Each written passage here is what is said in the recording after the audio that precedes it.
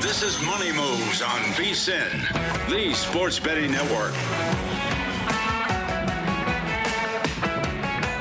Kicking off hour 2 here on this Thursday edition of Money Moves, VSiN, the Sports Betting Network. SiriusXM channel 158. Stormy Buonantony, Jonathan Von Tobel with you live in downtown Las Vegas, Circa Resort and Casino, where did you see this big bug? I don't know. It was like crawling on the window, or like was somewhere out there. In here or out? Well, that's what I was trying to find out where it was. There is a possibility it might be in this room. Yes. You asked me, how do I do with bugs? Yeah. The answer, not well. To the surprise of, I'm sure, not very many people out there. So part of me hopes that the bug is in here, actually. That's rude. Because the other part is I don't know what kind of bug it was. I just know it was a bug. It could be a spider. It was flying. So that's even worse. Unless spiders have evolved to some extent that I don't know about. It's going to be some sort of flying insect. But I would assume it would have made its presence known already if it was in here. That means it could be in attack mode. Not necessarily. Have you ever been bitten? I've never been stung by a bee. I will say that. I have. Oh, my gosh. So, actually, the first time I was on a college football sideline, I wasn't a reporter. Okay. I was a sideline assist to the Red Hat. And I was so nervous to be there. I didn't know what, I was just like excited to have a role and do all of this stuff. And about 20 minutes into the game, I got stung by a bee, and I'd never been stung before. And you have that panic of, am I allergic to this thing? Because my arms swole up and all this. It was not good. I ended up being okay. We survived, and I didn't have to blow a whistle that game, which was exciting. There was something wrong with their communication system, and the people up top in the replay booth told me if they needed to ultimately replay something, that I, who was 22 years old, had never been on the sideline of a game before, would need to run out onto the field blowing a whistle. Okay. So fortunately, we avoided that crisis as well. All right. Yeah, I've never been stung, so I guess in theory I'm like that too, where who knows? If I get stung by a bee, maybe that'll just immediately like swell up and die. So I have no idea if that'll actually happen. Something else you told me in the break while we were discussing bugs is that you haven't lived until you woke up with a scorpion on you? Yeah, you've never that woken has up with never woken up with a scorpion on you, huh? No, and we have a lot of scorpions here or in San Diego where I lived at too. So I've seen them a lot. I have my own scorpion story too. But how just you woke up and it was just on your shoulder? Well, out in my grandma. Multiple times? When I was at, it's happened here, and then when I was a kid, when I was out at my grandmother's house, rest in peace, out in Arizona. Yeah, you wake up with a scorpion on, you just like flick it off, and then you have to kill it, obviously. You have to exert your dominance. You didn't get scared at all? You just flick it off? Like casual? No way. I got the and you know that like kind of creepy crawly feeling you get when something like crawls on you or whatever.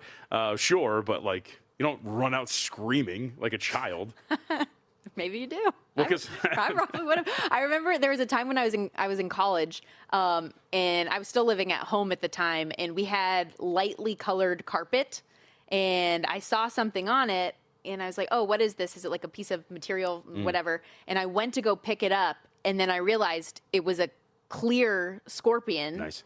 And I put a piece of Tupperware over it with a sticky note and a note to my dad that just said, scorpion in bedroom, please eliminate.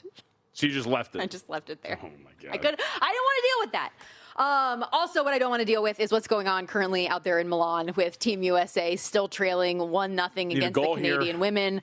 14 minutes to go here. This is going to be a stressful end, and if Canada ultimately holds on and cashes your ticket, laying the 1.5 at the plus money price. We need another goal. Relax. Then, and this will be a monster upset, to say that. Like I said earlier on the show, this is a U.S. Olympic women's team that is arguably the best that we have ever seen on Olympic ice. So what was the closing number? For the minus 485. Okay. So I've seen bigger upsets. I think your self-centric view as an American is bigger. You've seen bigger upsets in women's hockey. Yeah, I don't know. Shut up. Have we? I don't know. I just mean in general. You're calling it a monster. I'm just saying. We've seen bigger upsets in life. Yes, but I'm talking about specifically in this sport. I apologize. We also yesterday saw on DraftKings the season win totals drop around the National Football League. And I wanted to hit on a few of these, which have been the most bet so far since those openers came on DraftKings. I'm going to start with the most bet overs. This won't surprise you at all. I think based on some of the early, big picture futures numbers we saw to win the Super Bowl. Sure. But the most bet over at DraftKings to this point, the New York Giants over 7.5. Yeah, I mean, obviously Harbaugh, everybody likes Dart. I think it's the Giants as well, so that's going to attract some attention too, right? The big market brand. I don't know if I'm quite there yet with that. I think there's an assumption that Harbaugh is just going to get back to his winning ways that he has had with Baltimore. The problem is, Harbaugh had two pretty good quarterbacks, and maybe Jackson Dart is that, but Joe Flacco and Lamar Jackson in their times there and in their careers have been well above average quarterbacks, and of course we know that Lamar Jackson is a two-time MVP. So I don't know if you're just getting right back to like, hey, man, let's just win 8 or 9 games. And you look at the division as well. We'll see what the Cowboys are, but we know what the Philadelphia Eagles are going to be generally. We think Washington's going to bounce back nicely. He could still be the team that finishes in last place. And let's go back not last year, but the year before. The market had this really strong belief that Chicago was going to get off to this really strong start, all of these sort of things. Remember, Matt Eberflus was favored to win Coach of the Year. Mm-hmm. And then everything kind of fell apart. He gets fired. We all know what happens from there. We tend to, the collective we, be a year early, I think, on some of these teams that have these young cores, and that's exactly what New York has. I would tend to lean a little under, and we'll see. I mean, we got plenty of time.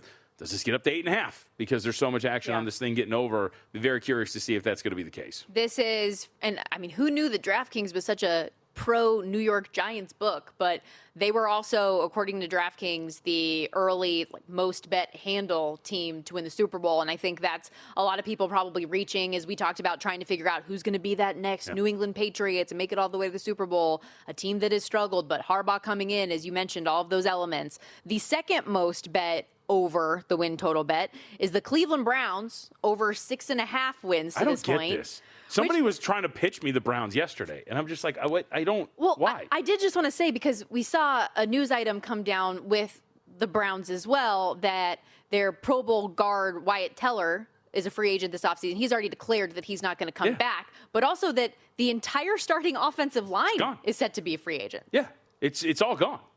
You don't know who your quarterback's going to be. You have to rebuild your offensive line. I have no idea what this team is going to be at all. I don't get because this is the only time I haven't heard this, and I didn't realize that about the bets as well.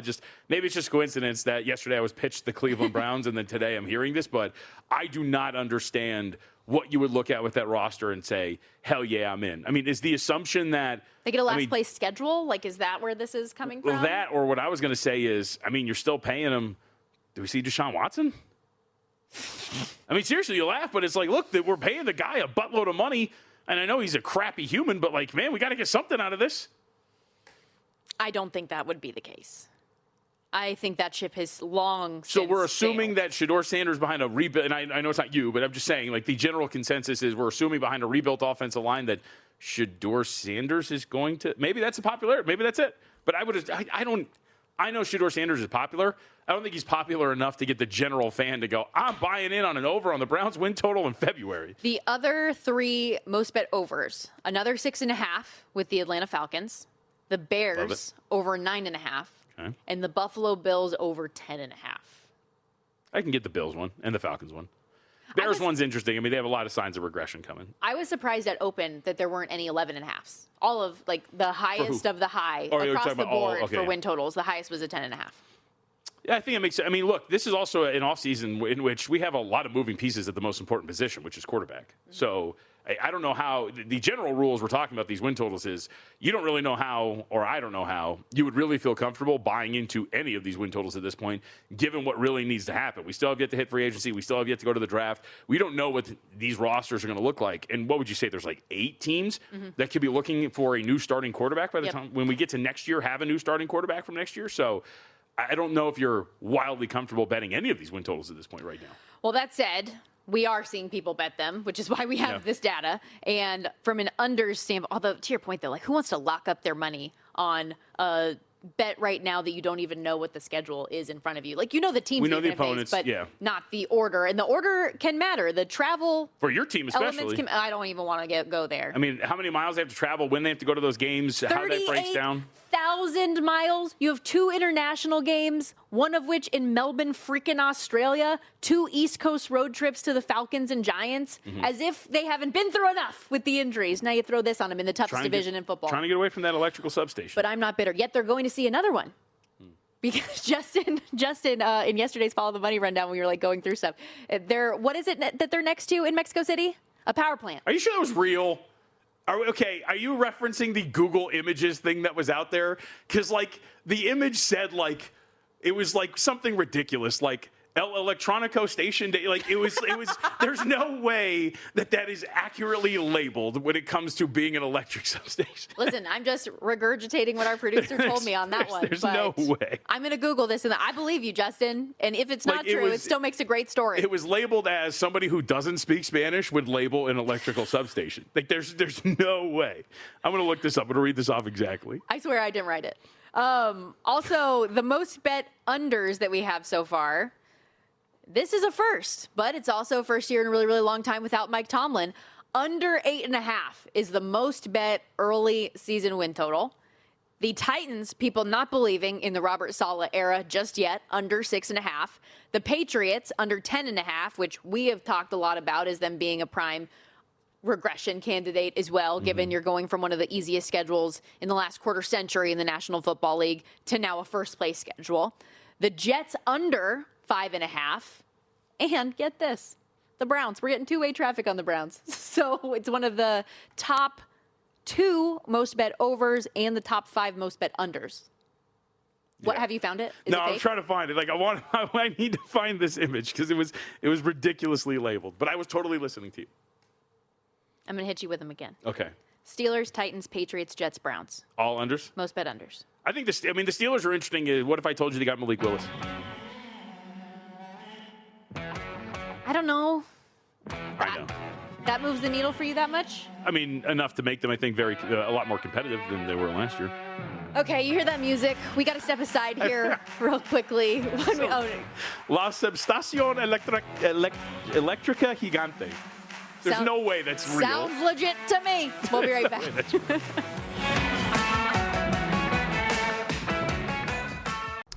So you're listening to this podcast because you want an edge. But what if I told you you're only halfway there? You've got the mindset. Now it's time to get the toolkit to match. Here's the thing. Pro bettors spend thousands on data and tools. But what they don't want you to know is that you can get the same edge for a fraction of the cost with VSiN Pro.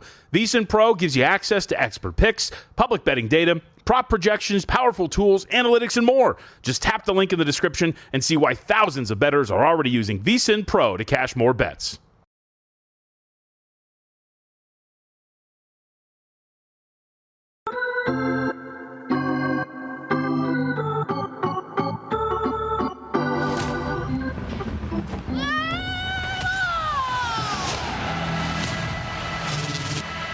All right, our MLB preview series continues as we welcome you back here to Money Moves. Stormy Buonantony, Jonathan Von Tobel with you. We did carry this over on Follow the Money last week as well. We're going from worst to first throughout the Major League Baseball, throughout Major League Baseball, all 30 teams one by one.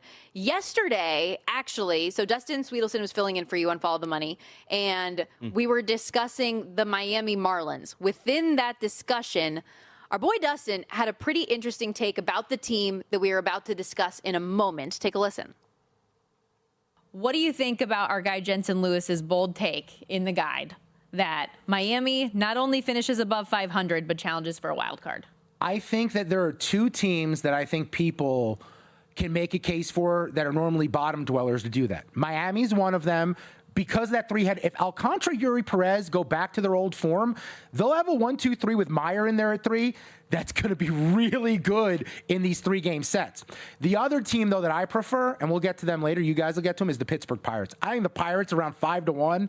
I think they can make the playoffs. Okay. I think Paul Skeens 35-1 NL MVP could be something we're discussing late in the year. Okay, so that's how we set the stage as we begin our conversation around the Pittsburgh Pirates. The biggest question, I think, around them, especially as he mentioned, you have Paul Skeens, you have one of the best, if not the best pitchers in the sport right now, is can you get him some run support? They made some moves in the offseason to try to do that. Do you agree with Dustin that this could actually be kind of one of these plucky underdogs to make a little bit of a run and potentially be a playoff team? Yeah, I mean, I think that's where I would go. I mean, we can get into it a little bit later in terms of the 35-1 for MVP. I would quibble with that just because pitchers have to do so much to win that award over position players. But yeah, I think that this is a team that, as you mentioned, has invested in the offense in the offseason. Usually we don't see the Pirates do that. They finally decide that they want to give it a shot, going and investing and trading for some young pieces as well to improve this lineup potentially. But I think that there's a real chance that this team is a lot better. It's all they needed. I mean, you talk about Paul Skeens at the top of the rotation. That is, of course, going to be the lead guy. But you've got Keller, you've got Ashcraft. You have a back end of the rotation that I think you trust for the most part as well. This is a team that just needed some sort of offense, and I think they're going to be at least better than what they were a season ago. So then to ask them now to turn around, win totals at 78.5, odds to make the playoffs at plus 425. I think that's at the a price that's at least worth taking here. And unlike some where we're talking about investing in some prices at win total at minus 110, we just bet an over on an Angels win total at 70.5 at minus 105, and we're going to sit on that until October. But at plus 425 for a team to make the playoffs, I think that there's something here with this team that could potentially be very surprising. That plus 425 could be gone once you get a few weeks into the season and realize that this team might actually be surprising quite a few people. So I would agree with that sentiment, absolutely. So some of those moves, more specifically, that we're talking about here, the Pirates signed Marcell Ozuna from the Braves to a 1-year deal, Ryan O'Hearn to a 2-year, $29 million deal. They swing a massive 3-team trade where they send Johan Oviedo to the Red Sox, land a power hitter in Brandon Lau, as well as Jake Mangum, a left-handed relief pitcher in that deal as well. You went through some of the pitchers that they have in the rotation, but you can also add Bubba Chandler to that list. Jared Jones is on the 60-day IL to start the season, but he had a, He torn ACL, torn UCL. Internal brace surgery for the UCL, but they expect him to be back as scheduled in May, and he's another one of those really young, rising guys who could be awesome. Yes, he was really good in his time. He was a fantasy loss for me. He was very invested in Jared Jones to help me out here. But he is going to be, I think, one of once you're healthy and you can kind of add at the back end, that's one too where they should look like the staff should be incredibly deep as you get there. From a relief standpoint, also signed Gregory Soto to a 1-year deal, Jose Urquidy. Also, top prospect in baseball, Connor Griffin, set to make his debut. Yep. And we're just talking about all of these different levels potentially to the Pirates. And I say potentially because we don't know what it's going to look like when all is said and done together. It's just spring training. We have to wait and see. Connor Griffin specifically, I don't know if you've seen the highlight going around of his BP just already hitting things out of here. So I'm excited about this team. Dustin kind of got my wheels turning on it, and I think I might add their season win total. And to your point, that playoff number seems a little enticing. Yeah. And I think the other thing we should note, too, is obviously the division. We talked about the St. Louis Cardinals a couple of days ago. They've sold off pieces. Seem like they're going to be a bottom dweller there. We'll see what Cincinnati is. Projected by Pacoda to be about 78.5 wins. We'll talk about them in depth a little bit later. But the whole point here being is that the bottom 3 spots of this division that you can, I think, move up a little bit easier this season if you're Pittsburgh as opposed to years past. And I think that is obviously going to help you as well if we're talking about improving your standing within the NL Central. No doubt about it. So looking at those, by the way, we have a pretty, I think, a serious injury here and a penalty on Team USA. So Canada gets hurt. They're going to be on a power play here with 6:23 left to go, up 1-0. Well, this might be great for you. Come on now. Need it. Unless when do you pull the goal? Team USA could also score their goal another on shorty. Yeah. I'd prefer not. Looking to that division, though, as you mentioned, and we'll keep tabs on this out of the corner of our eye, the Cubs plus 120, Brewers plus 240, Reds plus 370, Pirates an 8-1 shot, the aforementioned St. Louis Cardinals 30-1 there as well. Just generally speaking, when you look at the NL Central, is there a bet that you think could be one to make? I mean, I think that if we're looking at the division in general, we talked about this with the Chicago White Sox, but looking at the Pirates in some of these exact finishing positions, I think is going to be pretty interesting. I mean, I think there is a reality in which they are the third best team from a division standpoint. And if we're talking about them to make the playoffs, again, plus 425, but playing some of those exacts, third or fourth, I think potentially would be worth it here for Pittsburgh. Anything Paul Skeens-wise you want to look at? I mean, that's the thing, right? So we talked about, Dustin brought up the awards aspect of it and the fact that he could win MVP. I think it's hard. I mean, I guess to use Dustin's phrasing, we could be talking about it, sure. The reality of it being the truth, though, I think is a real problem if you're talking about investing in it, and especially at that price, at 35-1. That's something I think that is always going to bother me here. I think when you look at what this is overall, I think that Skeens at plus 225 is the short shot to win Cy Young. That's a hard price to invest in just because, of course, again, we're talking about investing in that over the course of a long season. You don't want this to happen, but we know how pitchers work in terms of injuries and how many times you got burned on some of these guys from a fantasy standpoint, award standpoint. I mean, pitching, you can go through pitchers quite often, or if he just misses a stretch, what that's going to mean for him. I think that you probably sit back and wait to see if he drifts out a little bit. I don't think he's going to be off to a poor start, but maybe a Yoshinobu Yamamoto or a Chris Sanchez or Hunter Green get off to such dominant starts that maybe his odds drift a bit and you can invest in him there. But it is very hard to look at plus 225 for a National League Cy Young and realistically look at it. And then you see the odds to win NL MVP. I mean, let's think about that from the perspective of Paul Skeens versus just Shohei Ohtani, Stormy. Ohtani as a pitcher plus a hitter, which you're going to get now here this year, is he going to do enough to eclipse that workload? Mm-hmm. I don't know. Is anybody going to do enough, by the way? It's not even a Skeens thing. It's like I was going to say, is that not the question that we ask ourselves every freaking year that we get to the MLB season now because this guy exists? Yeah. And the cool, I mean, I guess it's a cool thing. The cool thing I will say is, because we're going to talk about NBA awards coming up here in a little bit, there's voters who will tell you that Rudy Gobert, for example, is probably not going to win Defensive Player of the Year because he's already won 4 and he set such a high bar. MLB voters aren't like that. MLB voters look at it and go, all right, here's the numbers, here's the statistics. This dude's kicking ass. We're going to give him the award again. And I think that that's going to be really hard to beat for Ohtani. Good reminder as well as we're going through these previews. And as we said, each and every day, we're going to go through a different team. The MLB betting guide has already done all of that work for you as well, which is out now. What? It's tremendous. It's tremendous. Oh, sorry. I thought you were looking at the screen over here. I was looking. The camera was on you. I was just adding commentary, colorful commentary. It is really good, though. And Adam Burke, who's our VSiN.com managing editor, we have him on the show each and every Tuesday. He was on Pod of the Futures. Talking whether it's college basketball or baseball. Baseball is kind of his true love. Both he and Jensen Lewis, host of VSiN by the Books, former MLB pitcher, have their own breakdowns of each team. So with Adam, you're getting more of the analytical take, a very numbers-based approach. From Jensen, you're getting the player's view and what he thinks of these rosters. It's really, really great work. VSiN.com/guide. You can get the guide a la carte, $19.99 right now. Or if you go to VSiN.com/subscribe, you get access to everything that we do when you're a full-time subscriber and get all of our guides for free as a part of it. So the MLB betting guide obviously will be there right now, but as we get closer to NCAA tournament time, the March Madness guide will be there. Some of our best stuff throughout the course of the year ahead of each and every season. You get all of those guides as a part of it. So if you want to come join us on a full-time basis, again, VSIN.com/subscribe. Speaking of which, Jensen in the guide, as his take on the Pirates, was that he thinks that they can be kind of one of those plucky teams that could contend for a playoff spot. But also, bold take from his section is that Connor Griffin, that top prospect I was just talking about, wins NL Rookie of the Year. Oh, yeah. So there's lots of different angles and lots of different trends and stuff that whether or not you buy into that, you can look at the history and take in all of the information for yourself and do with that what you will. I think it's a brilliant guide. I was reading through it the other day. I'm about halfway through it now. The dual positioning of the nerd versus the jock, I think, is a very, very good dynamic in there as well. And I would stress, and it's not about the pod, trust me, but Adam did a great job, and we did a lot of baseball, and Adam carried the episode for us. If you want to go check that out up at VSiN YouTube page or wherever you get your podcast, Pod of the Futures. Speaking of carrying the team, you are going to carry our next segment because we're getting into the NBA, specifically. So just another segment. Awards markets. Wow. After all the hockey I've done today, speaking of which, we too much. Have only a couple minutes left in this thing. How's it going to go? Don't go anywhere. Keep it locked right here. More Money Moves after this.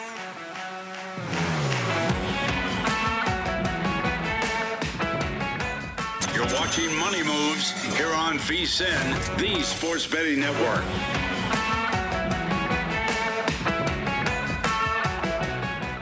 Things are getting crazy out here as we welcome you back to Money Moves. Reminder, this segment presented by Upside. If you haven't checked out the Upside app, now is the time. You can download it today and use promo code SPORTS for 25 cents back per gallon on your first tank.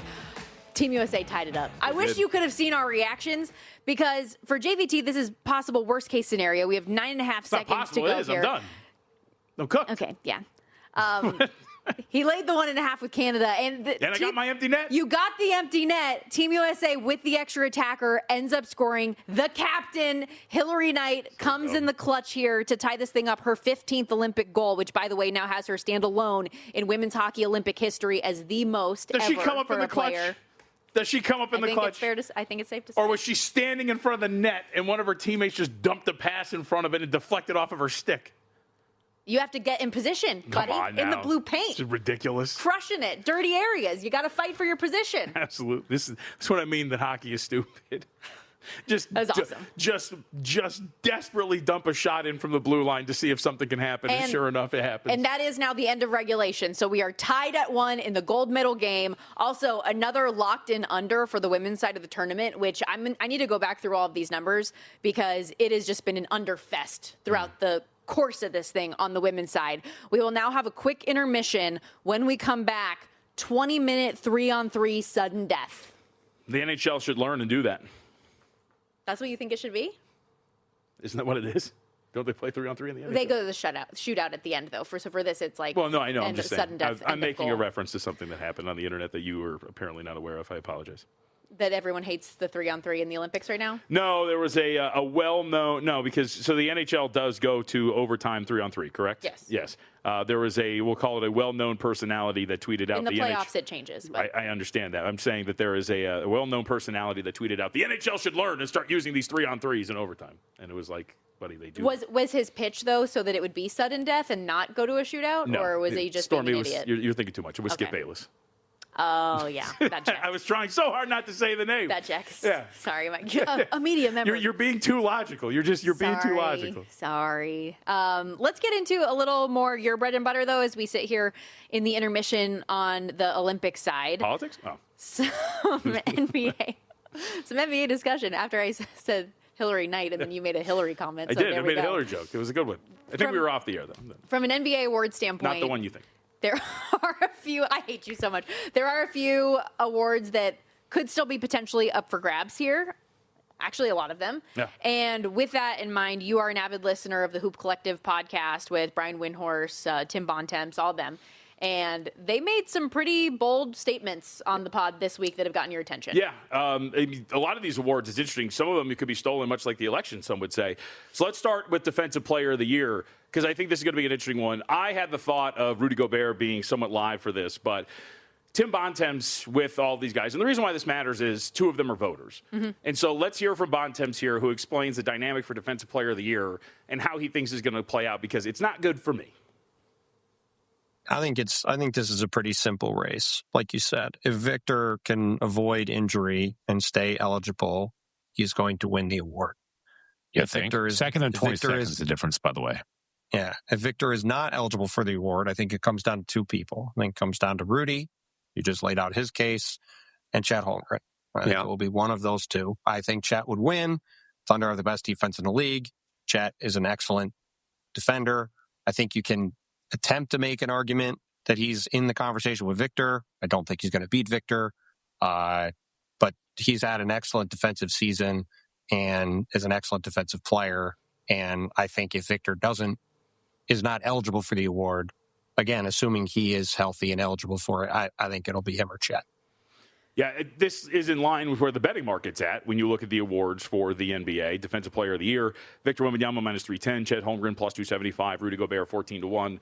And again, this is one voter among many who are espousing their thoughts. But look, Stormy, the thing that happens, as you well know, we've talked about this, voters never want to be the outlier. They all kind of want to fall in line. They don't want to have the ballot. Yeah, they don't want to have the ballot that sticks out like a sore thumb so they can get criticized, whatever it is. Like Justin Herbert being an MVP. Yeah, correct. There are some voters who are willing to do that. And by the way, I don't think Sam Monson did that on purpose for attention, like many thought. I think he had a logical reason for it, whether you agree with it or not. Either way, it is disappointing to hear, because later in that podcast, Tim McMahon makes a comment. I did not cut this because I didn't want the clip to be too long. But he mentions that Rudy Gobert has won already 4 times for Defensive Player of the Year, and that he has set the bar so high that then a 5th one would need to be a performance beyond all measure. I'm paraphrasing like that here. Jokic Embiid debate from a couple years ago. Correct, which was very stupid. Yes. And a lot of people were making the argument that year that Joel Embiid deserved the MVP over Jokic because he hadn't had one. Yeah, because he didn't. Bleh. That, I mean, it's very irritating, because that should not be part of it. It is Defensive Player of the Year. It is not Defensive Player with his resume of past years of the year. And so this is what gets me so bad about awards voting. But it would seem that right now, again, I think these 3 are a general good sounding board for what the masses are for voters. They talk to people, they get a sense of what it sounds like. And so it does seem that this would come down to Wembanyama. And if you don't think that Victor Wembanyama, who can, if he misses 3 games, is going to be ruled ineligible, then it's going to be Chet Holmgren who's going to win this thing at plus 275. Okay, so yeah, those are the prices. Wemby minus 310, Holmgren plus 275, your boy Gobert 14-1.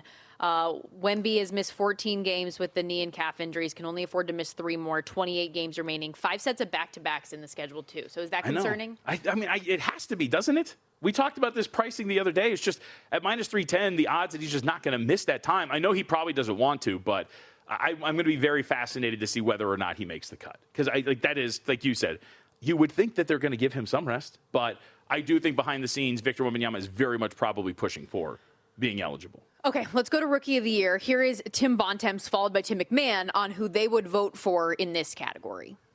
I would vote for Cooper Flagg, and I think Cooper Flagg should win Rookie of the Year. However, I think Con Knuppel, his college roommate, playing for Charlotte, might win the award. And especially if Charlotte continues to play like this and makes the playoffs, you might think he has a significant edge, but I don't think he's going to have a significant edge in the voting because he's having probably the best shooting season of any rookie ever, shooting 43% from 3 on 8 attempts a game, which is crazy. And he's scoring almost 19 points a game on a team that might make the playoffs. Like Con Knuppel would be the Rookie of the Year in the majority of the years. I think you can certainly say that. Yeah. So, I think I would vote for Cooper, but I wonder if Charlotte keeps going like this, I could see that race getting a lot tighter. And that speaks to what we've talked about, what I've said 1,000 times, which is like, Cooper Kupp's had a great year, but to ignore Con Knuppel and Cooper Flagg. What's that? Cooper Flagg. What did I say? Cup. Oh, did I say Cooper Kupp? Sorry. Yeah, Cooper Flagg's had a great year, but Con Knuppel, in the way that he has been playing, has been incredible. And it irritated me because if you remember, not like the very beginning of the season, but I want to say about early December or so, we were talking about these voters, and there was a voter who had come out and said, it's Cooper Flagg. Cooper Flagg's going to win this thing. There's no problem. There shouldn't be a conversation about this. This is, wow, Con Knuppel is absolutely outperforming him. This gap should be way tighter. And the last point is so valid. If Con Knuppel, who's arguably the most important and impactful player for the Charlotte Hornets, who could be a playoff team as a rookie, that has to factor in somewhere, and he's sitting there at about plus 360. This goes back to what I've asked about for so many times. Don't you wish there was just different variations of these markets? Yeah. A plus or minus in terms of first place votes, whatever it is.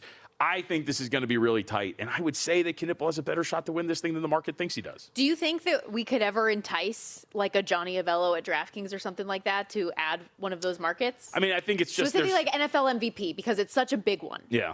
I just think there's so much noise and it's information-based. The worry would be that you expose yourself a little too much, right? I will say, these are pretty much kept under lock and key because if you remember, right before the NFL awards, there was a lot of late movement, and it was like all wrong in the betting market. So there was just a lot of speculation that guys are going to win. And these voters, like you can be eliminated from the voting panel if you reveal what your vote is before you're allowed to. Yeah.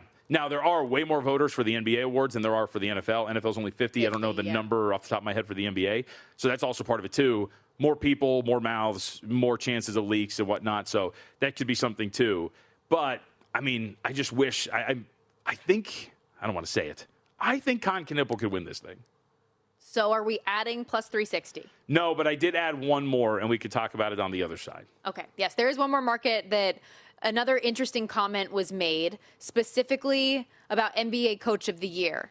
And the comment had to do with it being a 2-horse race in which the odds market does not agree with to this point. So very excited to get into that conversation coming up next, as well as our best bets for the day. But good reminder, everybody, you can save money on gas right now. It's easier than ever when you have the free Upside app. This segment was presented by Upside. Download the app, check nearby offers. You can earn cash back every time you fill up the tank.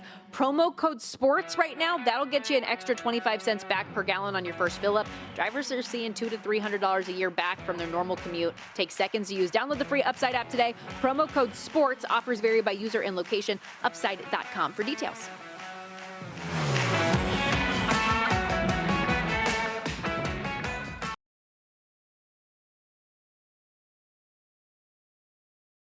You're watching Money Moves here on VSiN, the Sports Betting Network. What a fun day. Here we are wrapping it up, Thursday edition of Money Moves. I think so. Stormy Buonantony, Jonathan Von Tobel for you. You just lost a live bet, so you're big mad. Yeah, I mean, that's part of it, for sure. Why are we complaining so much, by the way? I guess there's complaints that women's hockey is going head-to-head with figure skating. Is that like a thing? Oh, the drama. I didn't know that. Yeah, I've seen a lot of this. I don't know. People just like to get mad. That's all the internet is a place to complain, don't you know? Very true. Very true. I am excited for this overtime to get underway. We're still in the final between third period and intermission. Third period and overtime intermission right now. It will be a 3-on-3 sudden death overtime 20-minute period. And then if it goes longer than that, they'll do the same thing once again. But 1-1 after 3 for Team USA and Team Canada. Hillary Knight scoring the equalizer late in this one with just a couple minutes to go, and excited to see who ultimately goes for gold. That said, last segment, we were talking a lot about the NBA awards, and one we didn't get a chance to get to just yet was NBA Coach of the Year. And on the Hoop Collective podcast, the guys were talking about who they think are a part of a 2-horse race. Take a listen. Now, JB Bickerstaff is the favorite, I believe. Deserved. For sure. And, if they finish with the number 1 seed, which I think they've got a 6-game lead, is going to be very compelling. Yeah. I mean, this is a 2-horse race. It's him and Joe Mazzulla. That's what I would say. You look at the top 2 teams in the East being where they are. Detroit, obviously making the giant leap up. And then Boston on their way to over 50 wins without Jason Tatum. And after trading away all these guys and people thought they might be able to make the playoffs. Nobody thought they'd be top 7 in offense and defense or top 10 in offense and defense and second in the East at this point in the season. JVT, like you pointed out last segment, why are these voices important? A couple of these guys are ultimately voters when all is said and done. And when you look at the odds board for NBA Coach of the Year right now, Bickerstaff is odds on -165. But Joe Mazzulla is the third shot on the board at 6-1. Jordan Ott, the second number at +425. You can find Joe Mazzulla at 8-1, and that's what I did. I added him at 8-1. Where at? MGM was the number, or was the place at 8-1. That matters when you hear that. And part of the conversation, they mentioned Jordan Ott. They mentioned my guy Adelman as well as part of the in the conversation guys. But it does seem that the vast majority of people are looking at both Bickerstaff and Mazzulla as the guys in this race. And I think that makes a lot of sense, specifically with Mazzulla. I mean, as Vontep said it there, it's why I included it.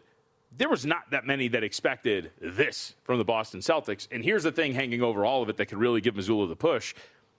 Jason Tatum's going to be back within the month.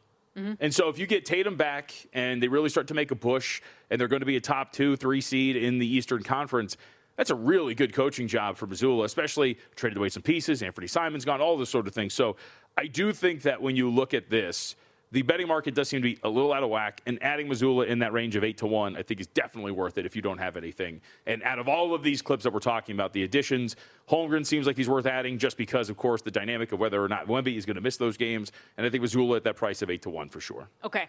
Any bets that you are adding to the account today? This is our first day back with the NBA. We're calling it the home stretch. We're disavowing this whole second half business because it's not the reality of the situation. 10-game card coming up. Did you play anything? Rockets today against our Hornets, -4 was the play here today.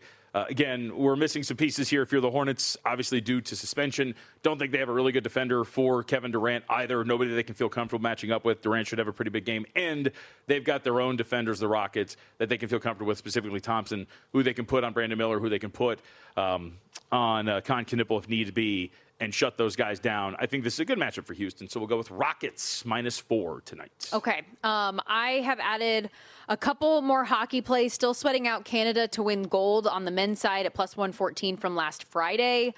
And they have a tough competition here in the semifinal game. I did take 2.5 goals with Finland, -140, so it is a really juicy price, obviously, but I feel like this is a team that's good enough, and especially defensively, to keep it close. We're seeing in all of these semifinals on the women's side, even in the quarterfinals, these games are much more tightly contested. All of the underdogs covered the puck lines in the men's quarterfinals, with the exception of actually an upset that we got in Slovakia and Germany. On the women's side, all of these have been close, low-scoring games as well. For as good as Canada is, and I still believe in them, I still think they're a gold medal candidate here, They do have some injuries that are concerning, especially for the semifinal game. Sidney Crosby, we don't know what his availability is going to be, which is going to leave a hole in that middle six for the Canadians forward group. Josh Morrissey has been day-to-day. We don't know what that looks like. Sam Bennett's recovering from an illness. Nathan McKinnon might have one as well. He wasn't out there for the optional skate today. It's the second practice he didn't go out for in the last 3 days, which I do think is notable. While he's out there on the ice, obviously you're fighting for a medal, doing all of those things. He just hasn't been himself also, which is a little bit of a concern, especially for a Finnish team that I think can be competitive in this one. And a goaltender in Jordan Binnington for Canada, for as much as he has risen up to the moment in some of these, and like the stop that he had on Martin Necas when you needed it, it was great. He is still a guy that can get got at times. So I think this is a close game when all is said and done. I also took the USA-Slovakia under 6, slightly juiced at -117. The thought process, and we talked about this with John Forsland on Follow the Money yesterday, just that these games are so closely contested. It's got a Game 7 feel.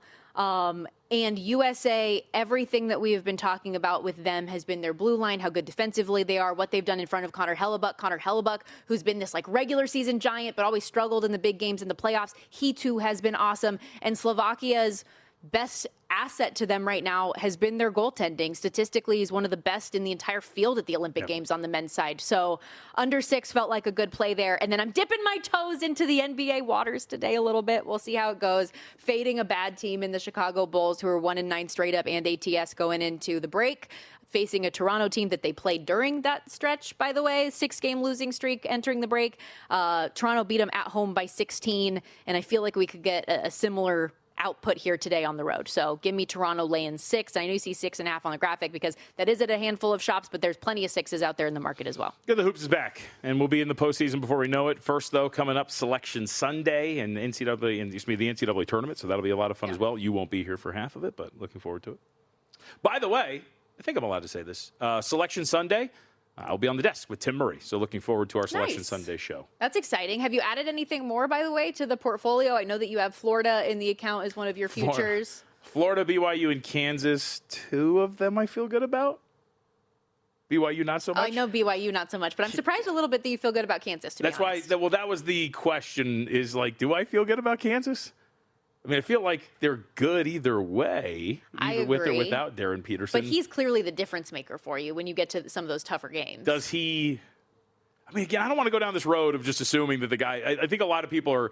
It gets very dangerous when you assume that players are not injured, and I think that's what a lot of people are doing right now, and just assuming that he just doesn't feel like playing. It is being reported as cramp, so we'll see. I think it's because it's now. This isn't.